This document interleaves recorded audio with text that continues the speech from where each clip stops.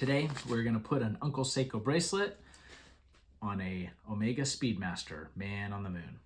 Let's go. I can't move on till I let go.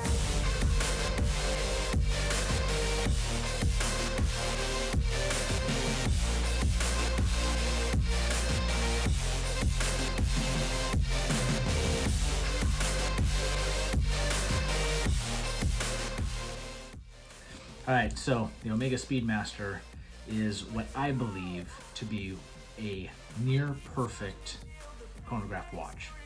This is one that I've had for a while now.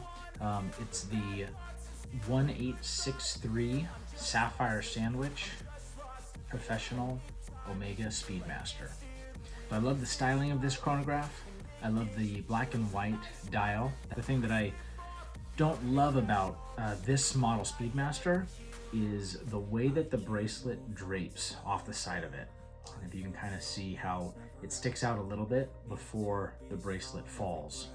So the second thing that I don't love about this Speedmaster bracelet is the taper on it. It starts off with a 20mm lug width between the lugs, and it tapers down to about an 18mm taper, but then at the clasp, it jumps back up to, I think, just over 20mm. Also, it doesn't give you a bunch of adjustability when it's on your wrist. I do think it's really good quality. I've never had these double pusher style clasps come undone while I'm wearing it, but I do think that Omega actually fixed these problems with the bracelet on their latest model.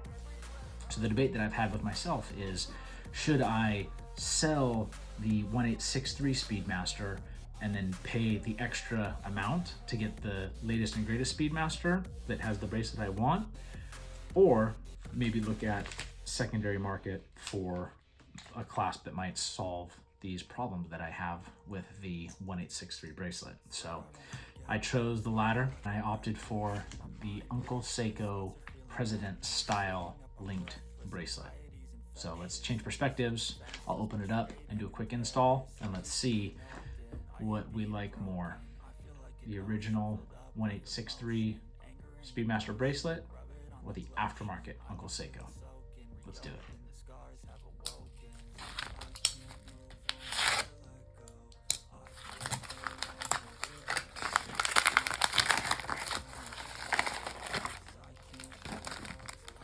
Here's what comes in the packaging.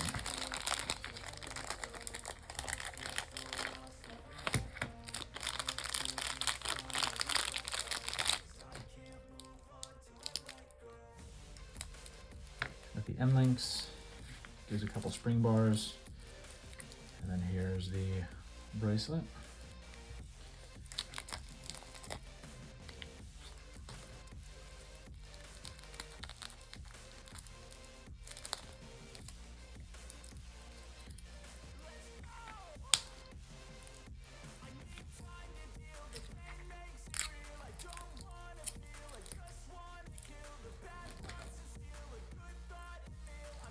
So notice with a lot of the Uncle Seiko bracelets, they're designed to be kind of like a vintage inspired bracelet. So they'll have these little pressed clasps that offer a good amount of tension, but they sit very close to the wrist, so it does make them pretty comfortable. So you'll notice on these links, there is a little bit of spacing between them. It almost has that jingly jangly feeling to them, where there is almost like a bracelet stretch that you would find in like a vintage piece. And this one has kind of half domed links on the side. The construction for the pin system looks like a push pin, just a simple push pin system, high polished on the flanks and completely brushed on the top. End links are solid end links, so it should offer a really nice drape once they're installed.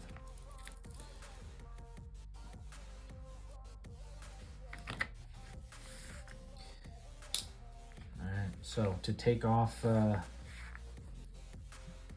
bracelet on my Omega, first thing that I'll do is actually I'm going to put on some heat resistant tape. Looks like this. This roll is I think 10mm thickness. You just cut off a few pieces and you can place the tape on the back side of the lugs, and it will help to minimize scratches on the back side of your case if you care about it. I am debating selling this one and maybe upgrading to the new 3861 Speedmaster. I'm kind of on the fence about that right now, but if I'm going to be selling it in the near future, it's maybe worth it to take that extra second to put tape on the underside of the lugs to limit damage. That's in order to take off this bracelet. I'm going to use these tweezer style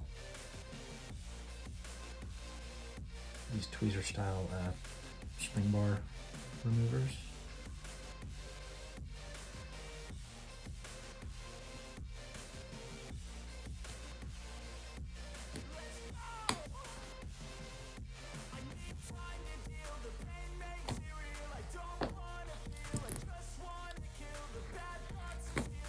And these tweezer style spring bar removers actually make this a lot easier. Makes it a lot easier to remove bracelets on very tight fitting cases. Now I'm going to use the length of this bracelet to actually measure to see how many links I need to remove from the new Uncle Seiko bracelet. Alright, so in order to take some of these links off, I'm just going to follow the arrows that are designated on the underside of this bracelet.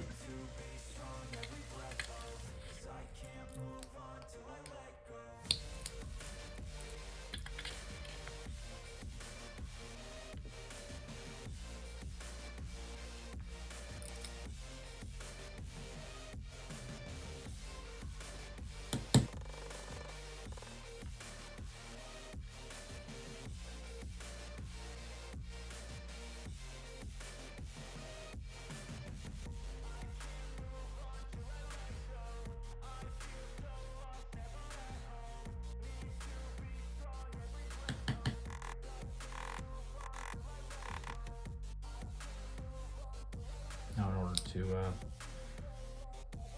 put the links back together, you just reverse that process and insert the pin in the other direction.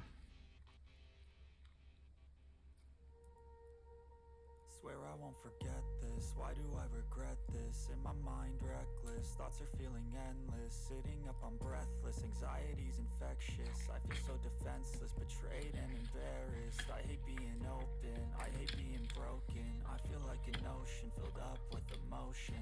Anger ain't a potion, rub it on like lotion. I can feel it soaking, reopen, the scars have awoken.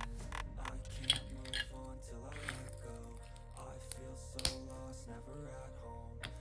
Right, so I've taken out a few links out of this Uncle Seiko presidential style bracelet, so it should be able to fit my wrist size.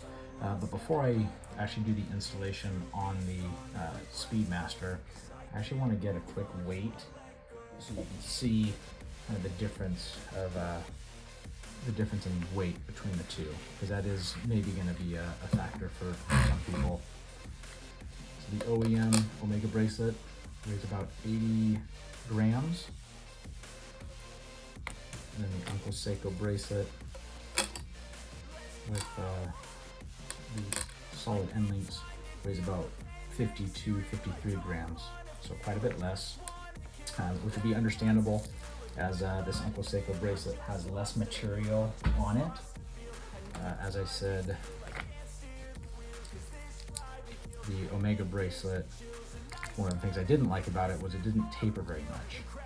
It tapers from 20 millimeters down to roughly 18, but then at the clasp it jumps back up to a little over 20. And then for the Uncle Seiko bracelet, it's going to taper from 20 down to just under 16. and then at the clasp, it jumps up to only 17 millimeters. So there's more taper present on this Uncle Seiko bracelet, and you can look at them just side by side. There's also less materials used, so it makes sense that it's a little bit lighter. But hopefully it's not so light that it throws off the balance of the watch. All right, so now we're going to put on this bracelet. So I already have the back of the lugs taped, so that should minimize the scratches.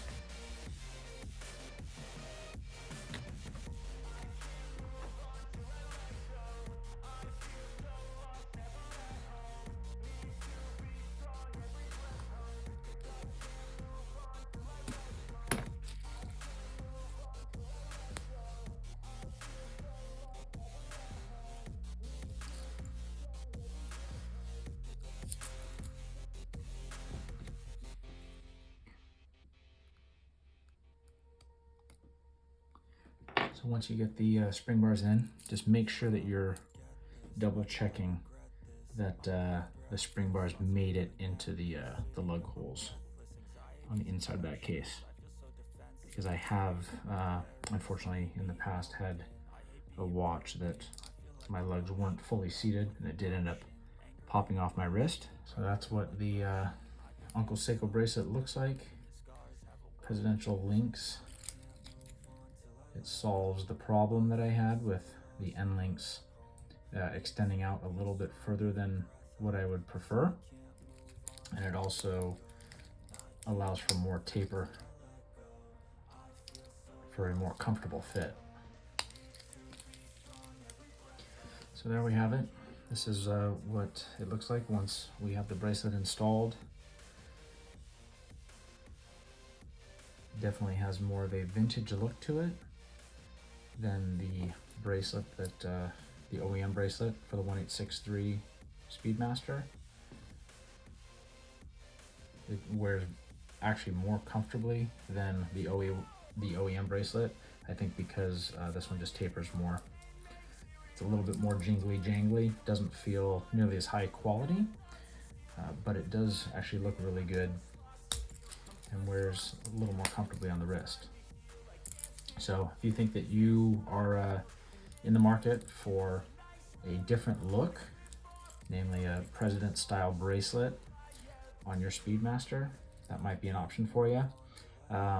What I've read in the forums is the new bracelet on the current 3861 Speedmasters, those bracelets will fit on the previous model, the 1861 and 1863. So, but they cost, I've been quoted just under $700 for the OEM bracelet on for the newer Speedmaster, just bracelet alone. Whereas this Uncle Seiko bracelet only cost $130. So not nearly as good a quality, but you kind of get what you pay for. And I'm usually not a big fan of branding. If a bracelet manufacturer puts their own logos on their clasps, I'm generally not a fan of that. But for Uncle Seiko, the U branding that they use for Uncle Seiko does actually kind of fit in with the Omega O. So this makes it a little bit of a better match. It's not like the bracelet stands out really bad from the watch. So I'm going to try it on for a few weeks, see how I like it. Let me know what your thoughts are in the comments below. Would this be something that you might consider for your Speedy? Or should I just stick with the OEM bracelet? And with that, don't forget to wear your watches.